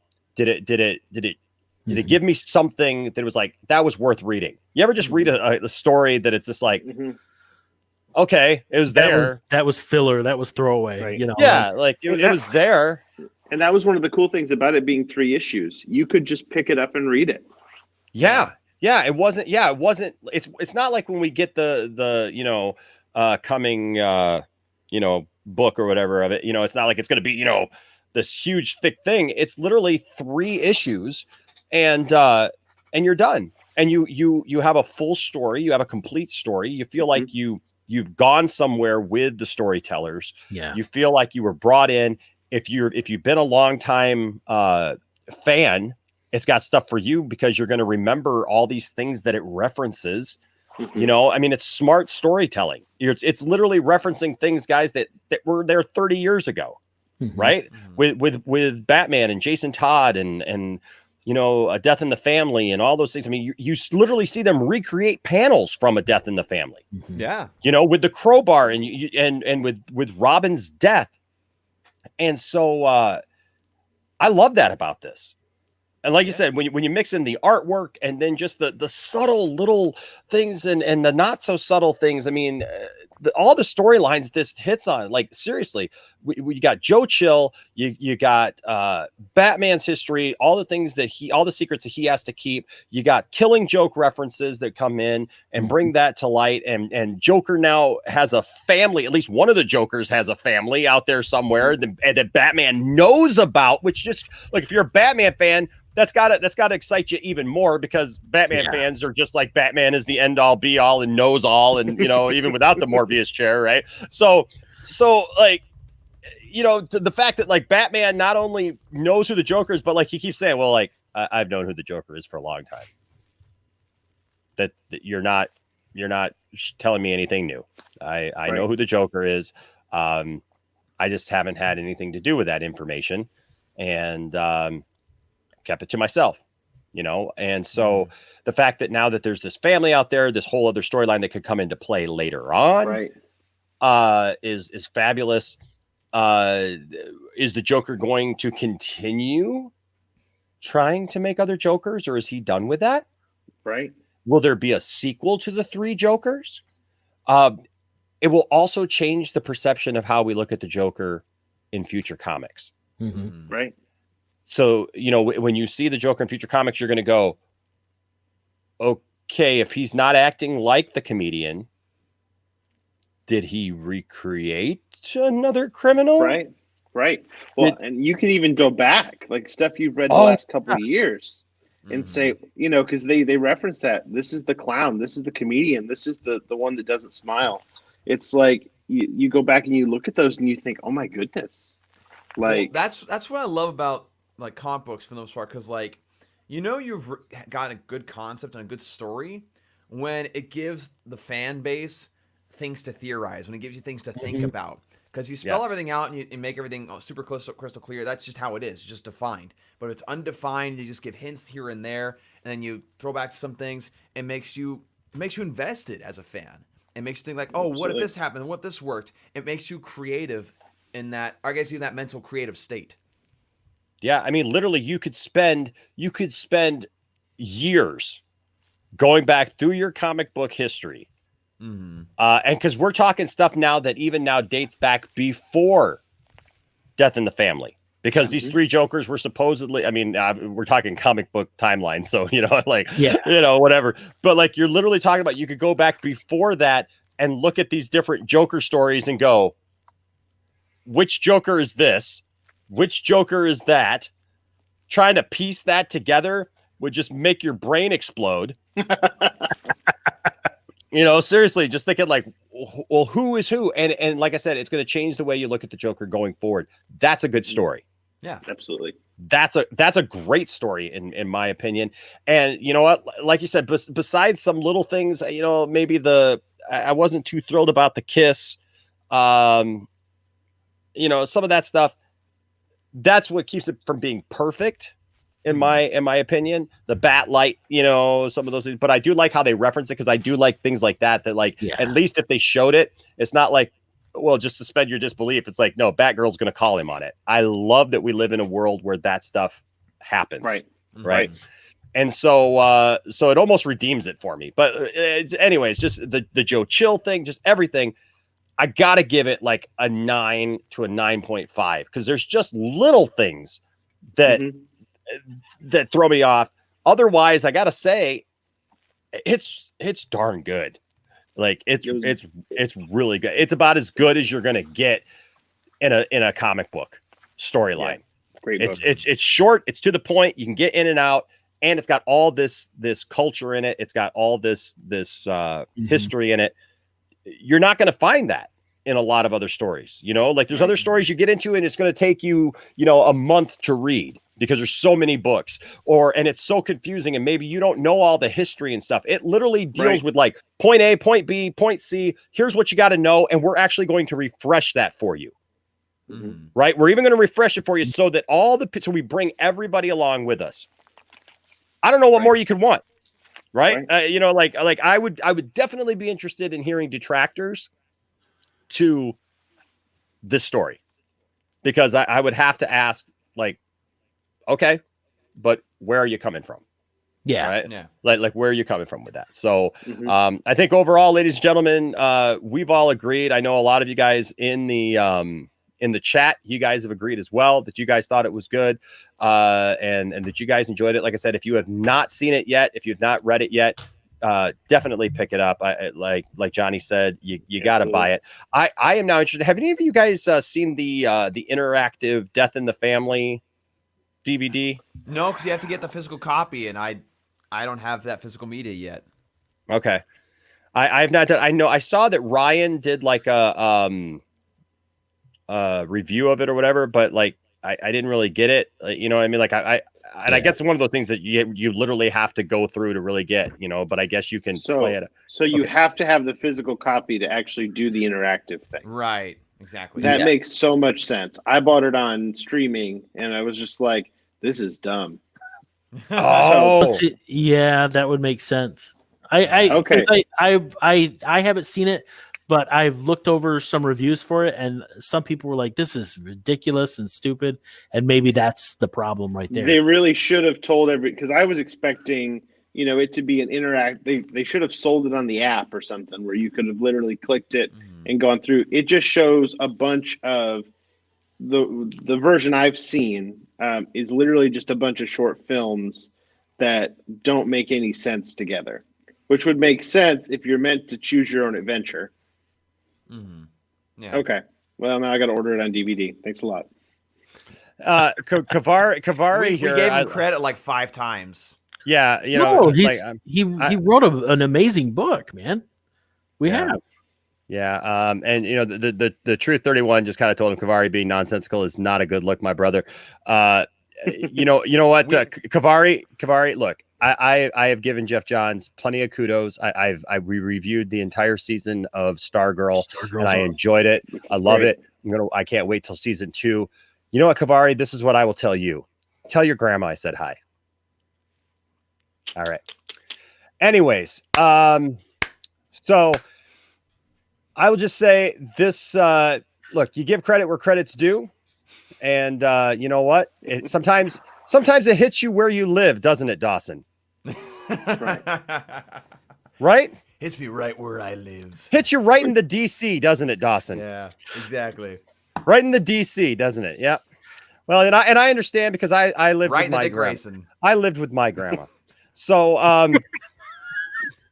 that being said, I would just like to say this is a great book, great set of books, actually. Go read it regardless of who wrote it, who came up with it. I do believe you'll like it. And no, Kavari, don't go jumping on all your other channels to downvote this video. All right, just give us that. Just give us one, please. We appreciate that.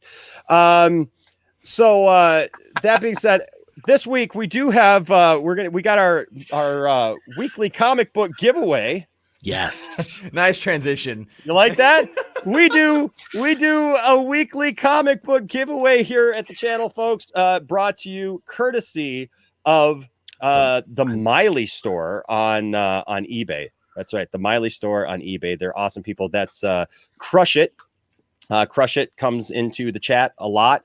And look, they've given us a stack of comic books, and I send these out every week. We got a lot to choose from, a lot to give away here. And all we do is we have a nerd question of the week. And look, there's Robin. Hey, there's that redesign Robin that I was talking about right there. Right. Heck yeah, baby. And so you can have one of these comics books. All you got to do is answer our nerd question of the week. And look, here's the deal. It's real easy. It's real simple. We've been talking about it this whole time, folks. And if you know it, all you got to do is answer it. This week's nerd question of the week: how was Jason Todd brought back to life? Pretty simple. How was Jason Todd brought back to life? And the inhale I just heard. Yeah. Wait, hold on. There's Johnny. He's like, answer it. Yeah. Simmer down. Yes. How was Jason Todd brought back to life? It's really simple. All you got to do is answer that in either in this chat or in any chat or comment section of any of our videos, and you are put in the running for the free comic book of the week. All right. So answer that. Have some fun with us. And like I said, it's pretty simple. It's pretty direct and to the point. All right, guys. Well, hey, thank you guys for joining me today. I think that this was a great discussion. It's a great book. That's so fun. Yes. Well deserving, and always good to see you guys. Johnny, as we leave, tell us where people can find you. You can find me on Twitter and on Instagram at _Johnny_Pop. So if you just look for Johnny Pop, you'll see me there. You'll also see me interacting with like Enosh and Dawson and everybody on there. So yeah, look me up and we'll have some fun. Absolutely. Nerdy, why don't you tell us where we can find you, Dawson? Yeah, on Twitter and Instagram, you can find me at Nimwa32, NIMW32. And also find me on Vero at Dawson Weidrich. And also on Twitch, you just type in NIMW and I pop up with my little logo here. And also, if I'm on YouTube at Nerdy in many ways, go check out some of the latest stuff we did. We did a watch party of The Mandalorian Chapter 10 last night. And we also did a review of The Ultimate Cut of Watchmen yesterday with Anthony from the ACS Universe, which is a blast. So be sure to check that out, folks. And as always, it's great to be in the Poindexter Lounge. Thanks for having me, Enosh. That's absolutely that's a great shirt you got on there. It is a fantastic shirt. Let's get a nice close up of that shirt. Yeah, look at that. Ooh, yeah. To borrow from Anthony, that shirt is fire. So I had one of those waiting for Zach, but unfortunately Zach wasn't able to join us at the Empire Strikes Back. Zach, we had a good time. I got a video getting ready to be released, Johnny, that'll show you all the fun that we had, Zach. And I'm so sad. Yeah. Now, Zach, I know you don't have a channel, but where can people find you, sir, if they'd like to interact with you? Instagram.com at Zach_Caldwell. So Instagram's the place I hang. So awesome. And of course, you can find me here at the Poindexter Lounge. You can find me on Twitter. All of our links are in the description below. We're on all the major socials. All right. So, guys, again, thank you for joining us. Thank you to everyone who's been in the chat and your comments and just your fun. Just saying, it's kind of right there. Ooh, that's right. Oh, you know what? Jacob added a nice little touch to it. Like Jacob took it to the next level there. That's a deep cut right there, Jacob. Right. I love Superboy Prime. I literally have the comic where Superboy Prime was introduced for the very first time. And it was totally random. Did not buy it as an adult. I bought that as a kid off the spindle at my local pharmacy. Nice. Because it was a DC Presents comic, and it literally had Superman, and the cover it says Superman suddenly Superboy or something like that. And it was like, I remember looking at that and going, Grandma, I gotta have this comic. And she bought me that comic, and I still have it to this day. And then look what Superboy Prime has turned into and been responsible for. Yeah. That's right. And I've got several Superboy Prime action figures because the character just means a lot to me after all that. So Yep, and then the Lazarus Pit. I like it. Jacob's like, well, first Superboy, and then we can't give it away anymore, guys. All you got to do is say it if you want a free comic, and you'll be in the running for a comic. All right, guys, thank you so much for joining us here at the Poindexter Lounge. Remember, no matter what anybody says, no matter who writes the comic, no matter also please before don't want to forget this. Don't forget our brick situation. Please go support this. We are almost there. Any money that is raised on top of the $650 that we need to cover the costs and all that stuff is going to go directly to suicide prevention. So please be a part of that and help us out there. Also, don't forget our me and Johnny as we do our 2 cents on nonsense. We bring it down, and our next episode is actually going to be a little different as we're going to be going after Midnight's Edge instead of these two guys right here. So we're gonna give them a break and give Mike Zero's girlfriend a break and go after somebody else for a change. And then so Johnny, we'll have to figure out. Johnny and I are working on trying to figure out like a verified time every week that you guys can count on 2 cents on nonsense, because we know that you guys love it so much, or even if it's every other week or whatever we do, so that you guys can always look forward to it. Because I know a lot of people say, hey, I didn't know you were going to be on. I got to watch the replay. We want you guys to be able to see it. But also remember, Monday, 5 p.m. Eastern time, we're going to have the Nerd Queens right here. If you don't know who the Nerd Queens are, it's kind of a big deal in the DC universe. They helped arrange DC Justice Con, and along with Wonder Meg, who has been here on the channel. And so you're gonna want to be here and be a part of that. I can't wait to talk to them. And then don't forget, I still got to download the thumbnail you made, man, but it looks a lot similar to this. It just says episode 2. Let's talk Star Wars episode 2 with me, Goldman, and Nimwa himself, Dawson down there. We're going to talk episode 2, all the good, the bad, the ugly, and everything in between. And I got to say, I have developed more of a appreciation for episode 2 over the years, and which is saying a lot, because there was a time where I did not like Attack of the Clones at all, and I have developed that. So everybody's saying that you hate the sequels. Give it 10 years, because there'll be a whole generation. There'll be a whole generation of people, and as Macho Man would say, "Oh yeah, that's right. Just wait about 10 years and snap into a sequel." I stand with Ray Fisher too. All right, so there you go, guys. Hey, you know what? There's a lot of change going on in our world.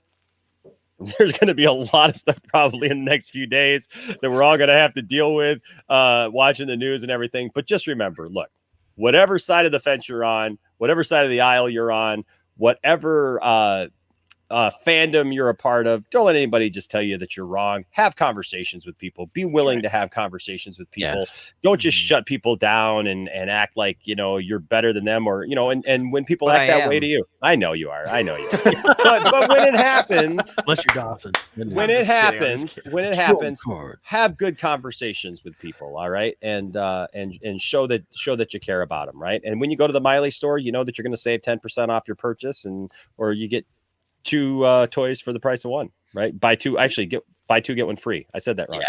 When you mentioned the Poindexter Lounge. But just remember to be good to each other, treat each other with respect. And if you do that, you'll always have a place here in the Poindexter Lounge. Until next time, stay nerdy. There's only one Joker now, or are there more? I don't know. But we know there's 2 Johnnies. See you next time.